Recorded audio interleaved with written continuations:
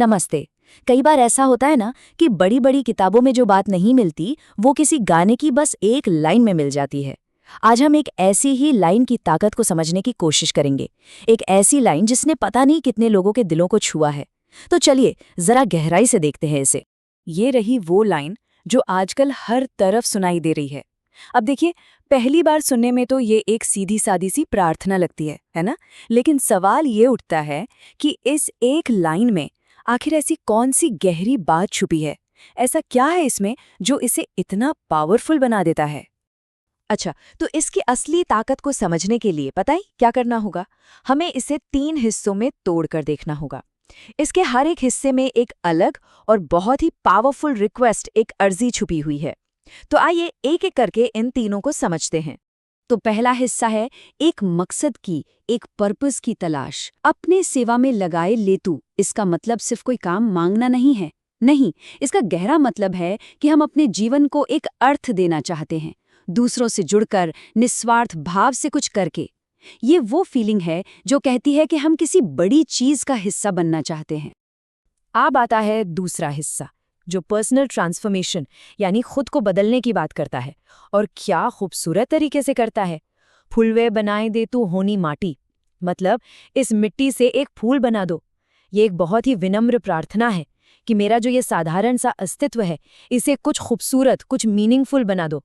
और फिर आता है इस अर्जी का तीसरा और आखिरी हिस्सा, जो एक नई शुरुआत की उम्मीद के बारे में है। हमरो भाग जगाई दे तू। ये प्रार्थना है अपने अंदर छिपे हुए पोटेंशियल को अनलॉक करने की, सोई हुई किस्मत को जगाने की और एक बेहतर कल की तरफ बढ़ने की। सच कहूं तो ये उम्मीद का एक बहुत ही पावरफुल एक्सप्रेशन है। अब देखिए, इस प्रार्थना की जो खूबसूरती है ना, वो इसके पावरफुल सिंबल्स यानी प्रतीकों में भी है, खास तौर पर फूल और मिट्टी। ये सिंबलिज्म हमें सरेंडर यानी समर्पण का एक बहुत गहरा मतलब समझाता है। चलिए इसको थोड़ा और करीब से समझते हैं।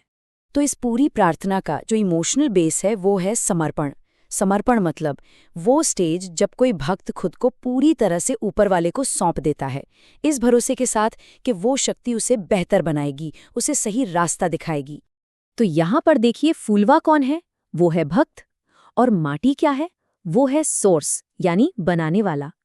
तो भक्त जो कि फूल है, वो अपने बनाने वाले से यानी मिट्टी से बहुत विनम्रता से कह रहा है कि मुझे बदलो, मुझे संवारो।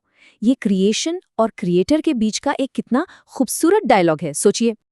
अच्छा, इस प्रार्थना को और भी गहराई से समझना हो ना, तो इसका कॉन्टेक्स्ट जानना भी बहुत जरूरी है। मतलब ये प्रार्थना कब और कहाँ सबसे ज्यादा गूंजती है, क्योंकि ये जो कॉन्टेक्स्ट है, ये इसके मीनिंग में एक और लेयर जोड़ देता है। चलिए देखते हैं। अक्सर ये प्रार्थना नवरात्रि के समय बहुत सुनने को मिलती है। अब नवरात्रि का समय कैसा होता है?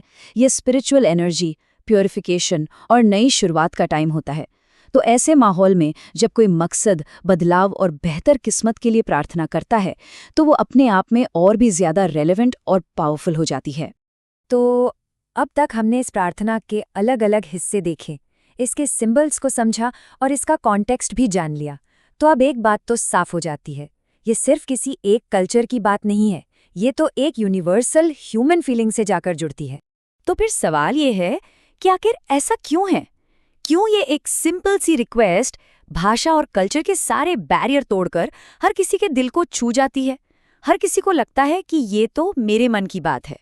मुझे लगता है इसका जवाब इसकी सिंप्लिसिटी और इसकी सच्चाई में है। असल में बात यह है कि ये प्रार्थना उन बेसिक ह्यूमन डिजायर्स को आवाज देती हैं जो हम सबके अंदर होती हैं, है ना? हम सब अपने जीवन में एक पर्पस चाहते हैं, हम सब खुद को बेहतर बनाना चाहते हैं और हम सब एक अच्छे भविष्य की उम्मीद करते हैं। ये प्रार्थना बस उन्हीं भावनाओं को शब्द देती है। तो अगली बार जब ये लाइन कानों में पड़े ना, तो इसे सिर्फ एक गाना मत समझिएगा। इसे एक गहरी, सच्ची और यूनिवर्सल प्रार्थना की तरह महसूस कीजिएगा। ये हमें याद दिलाती है कि सबसे पावरफुल फीलिंग्स अक्सर सबसे सिंपल शब्दों में ही छुपी होती हैं। और हाँ, ये हमें सोचने पर भी मजबूर करती है कि अगर हमें अपनी पूरी जिंदगी की उम्मीद को सिर्फ एक लाइन में समेटना हो, तो वो लाइन क्या होगी।